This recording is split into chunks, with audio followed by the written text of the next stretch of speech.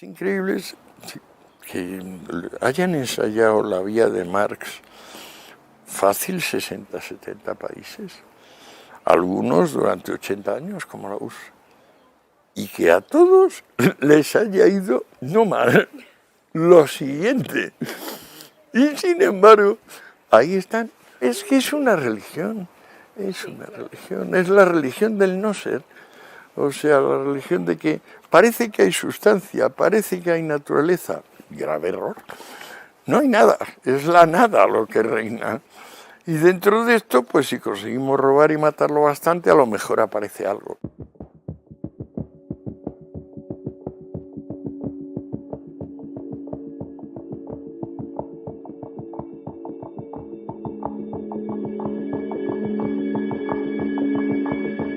Se puede dar un giro al giro y decir que Marx ha sido tremendamente positivo por haberle metido el miedo en el cuerpo a todos los caciques y jerarcas que reinaban en el mundo, y les ha metido miedo y ha obligado a los liberales a ser liberales y a los demócratas a ser demócratas. Y que en ese sentido su más grande contribución a la historia universal es obligar a las democracias liberales a ser democracias liberales, realmente. Y digamos, dar patadas en el culo a gente como Somoza, Batista, etcétera, etcétera. Otra cosa que, por supuesto, estaba mucho mejor en Cuba con Batista que con la dinastía Castro, pero tampoco está bien Batista o Somoza, que se vayan. El concepto eje del pensamiento de Marx es clase social.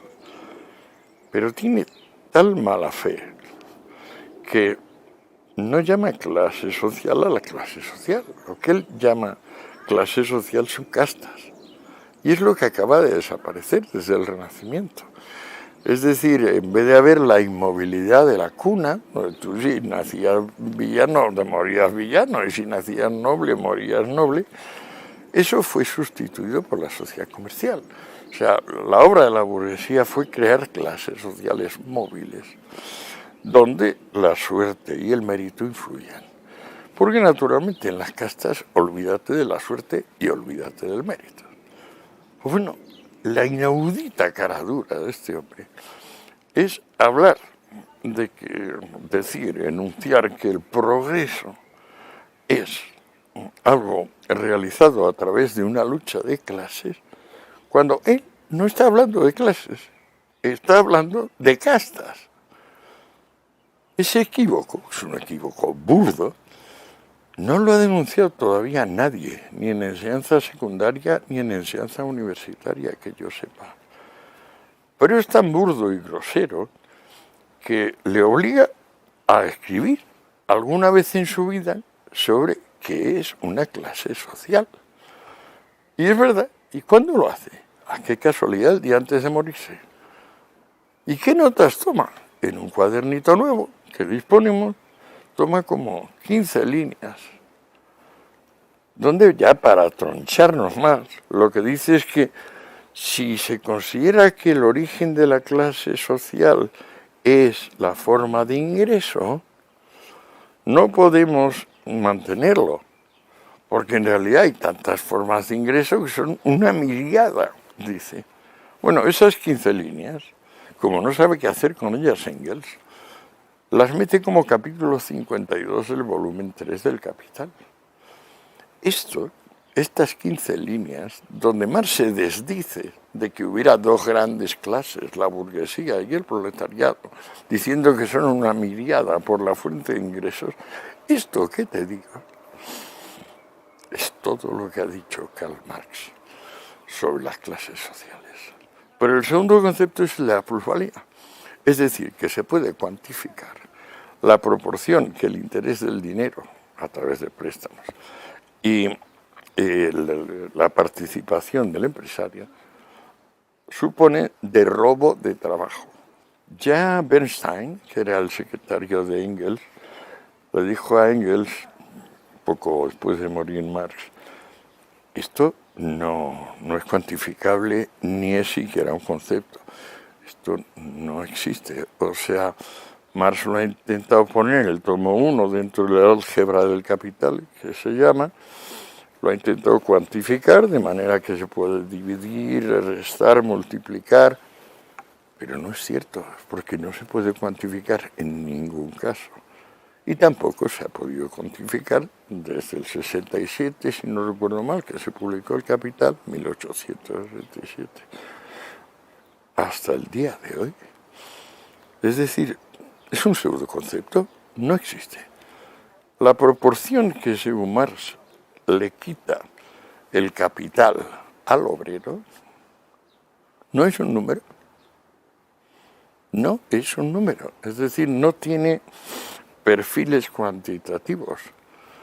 No lo vas a encontrar ni en Marx ni en ningún otro. Es gracioso. Es francamente gracioso. Y esto es lo científico de Karl Marx. Marx es un impostor completo en todos los casos y ¿Viviendo en Londres? un farsante, un hombre que ha vivido siempre de los demás, un hombre que vivía del sablazo. Por ejemplo, con el gran poeta Heine, que era un hombre de posición económica bastante buena, vivió prácticamente en París de lo que le quedaba de la dote de la mujer y luego de los sablazos a Heine. Heine fue el que pagó junto con Lassalle, el creador de la UGT alemana y del SPD, esos son los que pagaron la mudanza de Marx a Londres. Luego le volvió a caer a Marx un buen bocado de dinero porque consiguieron sablear al tío carnal de su mujer, que era ni más ni menos que el señor Philips, el fundador de la Philips, o sea que no son bromas. Pero se metió en una disparatada historia de comprar, no sé, 400 o 700 fusiles, algún cañón y la munición correspondiente, y con eso ya se acabó todo. Pero esto lo sabemos a ciencia cierta, por una carta de su pobre mujer, Jenny von Westphalen. Y le dice, el pobre Karl se limitó a comprar unos fusiles para la insurgencia belga, que luego no acabó de producirse la insurgencia belga. Pero es gracioso que ella dice, mi marido siempre ha estado muy desamparado. Ha ayudado a muchos y luego cuando toca ayudarle a él no le ayudan. Falso. Ha vivido de ella, de su familia, el 90% del tiempo. Luego vivió de Engels, le forzó incluso alguna estafa que lo hubieran podido meter en la cárcel, falsificando un cheque. Y luego fundamentalmente su amigo el Lupus, que tenía una academia de lenguas, había nacido siervo de la gleba en Silesia, el amigo Wolf, a quien se dedica el Capital. El Capital está dedicado a Wolf, el proletario auténtico y tal, que le dejó, yo no sé si 10.000 libras, que era un capitalón de aquella época. ¿Por qué? Porque el pobre Wolf, aparte de ser revolucionario como Marx, se rompió el espinazo trabajando y con una frugalidad de la que nunca dio muestras Marx. Ten en cuenta que Marx tenía profesores particulares de italiano, de canto, de piano para las niñas. Nada, es la amistad más noble y más devota que yo recuerde, porque además es que Engels se lo escribe todo. O sea, se lo escribe manualmente porque la letra de Marx es incomprensible y se lo escribe porque Marx no puede escribir conservando el hilo. O sea, Marx empieza una frase y luego tiene que meter una puya a alguien y luego otra puya al otro, luego una broma así como muy culta y luego se le va el hilo.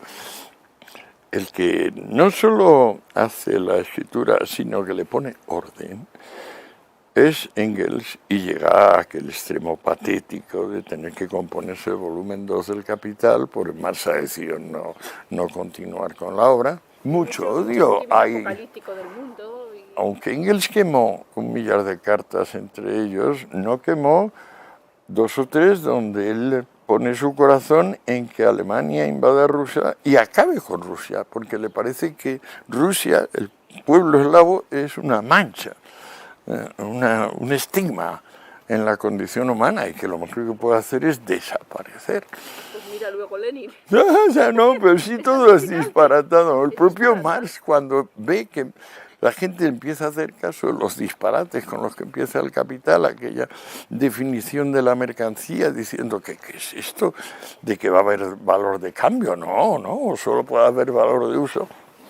En Rusia es el único lugar donde ese despropósito tiene algún tipo de lector. Y entonces, claro, ante eso cambia Marx y se pone a estudiar ruso. Y como era un eminente políglota, eminente, yo creo que en 3-4 meses es capaz de leer ruso, Marx.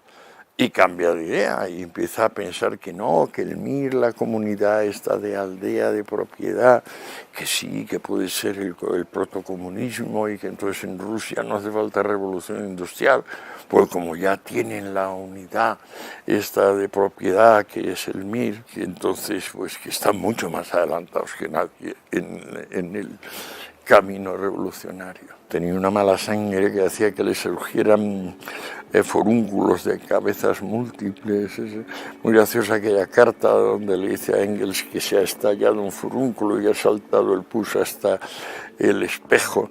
Y dice, así pagará la burguesía hasta el final de sus días mis furúnculos. Dice, textual. Tenía muy mala naturaleza. Enzensberger, en un libro de 1000 páginas, sin duda ayudado por varios chicos que hicieron el trabajo de negros duro, repasó la enorme correspondencia de Marx y Engels con otras personas y descubrió que, claro, solo 2 amigos del centenario y pico de Marx no reciben feroces insultos. Feroces. Uno es la esposa de un amigo, que me parece que le dice, es una dama gentil, se queda con eso. Y el otro es me parece que es un anarquista italiano, al que le dice, muchacho valiente.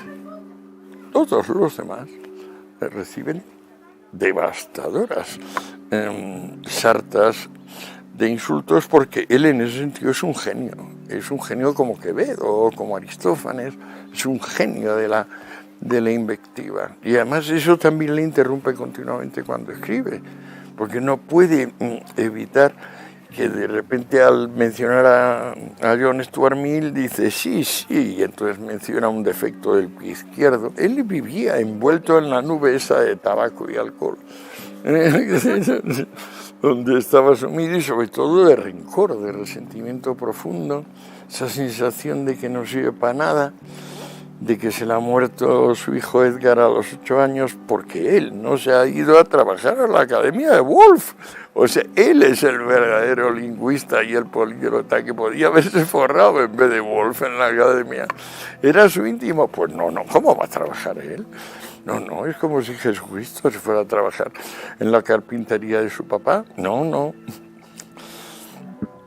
Menudo tío.